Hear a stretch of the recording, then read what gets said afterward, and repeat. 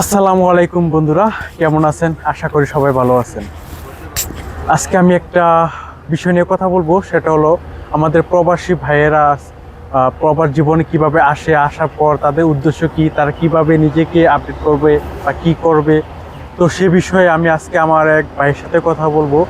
সে সিঙ্গাপুরে প্রায় অনেক বছর যাবত আছে এবং তার উদ্দেশ্য কি, তার দৃষ্টিভঙ্গি কি, সিঙ্গাপুর নিয়ে তার কি মন্তব্য এবং বিদেশ আসার পর তার কেমন অনুভূতি, সে সম্পর্কে আমি তার কাছে কিছু জানার চেষ্টা করব।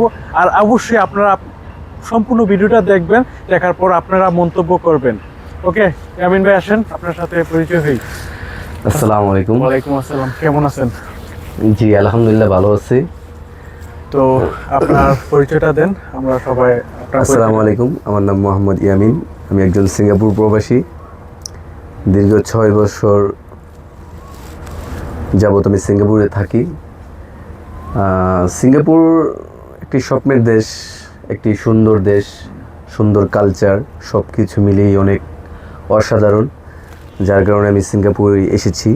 সিঙ্গাপুরের আগে আমি মালয়েশিয়াতে ছিলাম।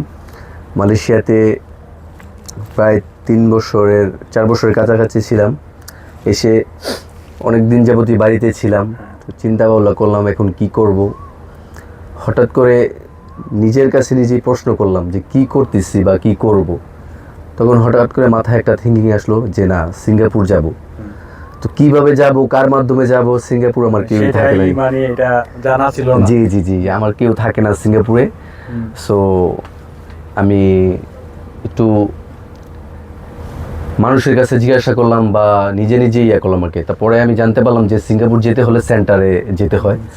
তো আমি আবদুল্লাপুর সেন্টার আছে, ওইখানে গেলাম, যে স্যারদের সাথে কথা বললাম। কথা বলার পরে স্যাররা বললো তুমি ভর্তি হও। যাই হোক, ভর্তি হয়েছি নিজেই। আমার ফ্যামিলির কাউকেও আমি বলি নাই, নিজে প্রথম যে কথা বলছি, পরে আমার ফ্যামিলিকে জানালাম এরকম ব্যাপার। তো ইনশাল্লাহ সবাই আমাকে সাপোর্ট দিচ্ছে আর কি। পরে আসলাম ওইখান থেকে, ইনশাল্লাহ যাওয়ার পরে 1-1.5 মাস পরে আমি সেন্টার পাস করলাম। করার পরে তখন প্রায় সব কিছু মিলে 6 লাখ টাকা সামথিং আপ, এরকম কিছু আর কি। হ্যাঁ, প্রবাসীর ক্ষেত্রে অনেক সময় সিস্টেমের কারণে এটা হয়ে থাকে। যাই হোক, ইনশাল্লাহ সব কিছু ভালোই হয়ে গেল। প্রথম চান্সই পাস করলাম, সেন্টার পাস করে সিঙ্গাপুরে চলে আসলাম। চলে আসার পরে সিঙ্গাপুর কনস্টিটিউশন সাইডে আমার কাজ। তো প্রথম একটু খারাপই লেগেছিল। পরে সব কিছু মিলিয়ে দেখলাম যে সিঙ্গাপুর ডেভেলপ হওয়ার জন্য অনেক ধরনের প্রসেস রয়েছে। যেরকম ভালো সার্টিফিকেট, যারা সার্টিফিকেট করে, সার্টিফিকেটের দ্বারাই অনেক কিছু, হ্যাঁ, সার্টিফিকেটের দ্বারাই কিন্তু আপনি ডেভেলপমেন্ট হতে পারবেন। যেরকম এখানে সেফটি সুপারভাইজার, সেফটি কোঅর্ডিনেটর, তারপরে আপনি লিফটিং সুপারভাইজার, অনেক প্রসেস আছে আপনি। তারপর ডাইভিং আছে, ডিপ্লোমা করতে পারবেন, ডাইভিং আছে। হ্যাঁ, তো এই সব কিছু মিলিয়েই সিঙ্গাপুরটা আমার কাছে অনেক ভালো লাগছে। আর বিশেষ করে সিঙ্গাপুরের যে ল, সিঙ্গাপুরের যে আইন, সেটা তো আমি আমি বলে বোঝাতে পারবো না। জি। তো আমি একটাই উদ্দেশ্য বলবো, এখন সিঙ্গাপুরে আসতে কিন্তু 14 থেকে 15 লাখ এরকম লাগে। তো আপনারা যারা সিঙ্গাপুরে আসতে চান, আমি বলবো যে আসেন। কারণ সিঙ্গাপুর আসলে আপনি কিছু করতে পারবেন যদি আপনার মনে ইচ্ছা থাকে। আর যদি আপনার মনে ইচ্ছা না থাকে, তাহলে আপনি কিছুই করতে পারবেন না সিঙ্গাপুরে।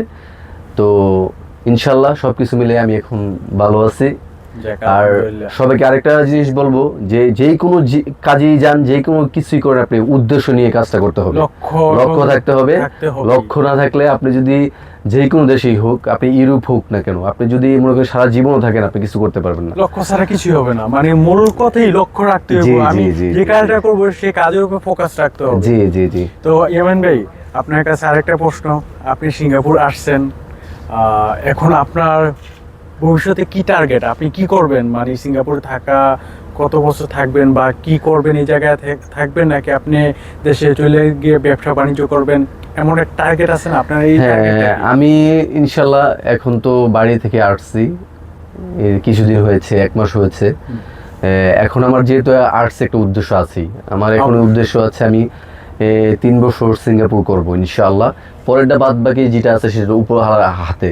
যদি আমার রিজিক এখানে থাকে তাহলে তো অবশ্যই আমার করতে হবে, আর রিজিক না থাকলে 3 বছরের ভিতরে আমি যাই টাকা কাজ করি সেটা আমি একটা ডিপোজিট করব, ডিপোজিটের মাধ্যমে বা যে কিছু মানে একটা ব্যাংক অ্যাকাউন্টের মাধ্যমে রেখে, ঠিক আছে, একটা ব্যবসা করার আমার চিন্তা ভাবনা ইনশাআল্লাহ। এখানে কিন্তু ভাই একটা বড় ধরনের মানে বেস্ট একটা কথা বলছে, সেটা হলো ডিপোজিট। আপনি যদি ডিপোজিট না করেন আপনার লাইফে আপনি কোনোদিন শাইন করতে পারবেন না, কারণ আপনি শূন্য পকেটে কোনো কিছু করতে পারবেন না। আপনি অবশ্যই ডিপোজিট করবেন, আপনি কিছু হইলেও আপনার কাছে রাখবেন। আমিও রাখি, কারণ ডিপোজিট ছাড়া আপনি প্রবার জীবনে কিছু করতে পারবেন না। এটা ভাইও এখন বলছে, আপনারা অবশ্যই এটা মনে রাখবেন এবং করবেন, অবশ্যই বাধ্যতামূলক করবেন। ছোট ভাই হিসাবে আমি একটা আবদার রাখছি, আপনারা যারা প্রবাসী ভাইয়েরা আছেন অবশ্যই আপনারা ডিপোজিট করবেন।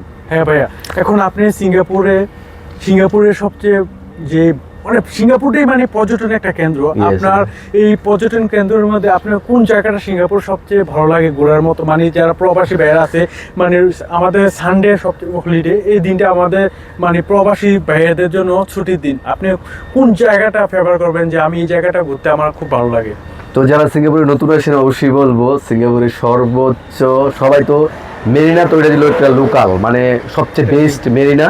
কিন্তু তারপরে বলবো আপনারা যারা সিঙ্গাপুরে আসেন অবশ্যই কোচু আইল্যান্ড যাবেন। কোচু আইল্যান্ড অনেক সুন্দর, মানে কি বলবো, মানে বলে সেটা বোঝানো যাবে না, এত সুন্দর একটা জায়গা।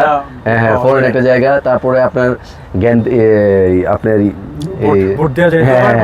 সমুদ্রে একটা ফিল পাওয়া যায়, অনেক মানে সুন্দর একটা মুহূর্ত, বা এখানে গেলে একটা ফিল করা যায়, খুব ভালো লাগবে। এই কাজটা আপনার কাছে খুব ভালো লাগবে।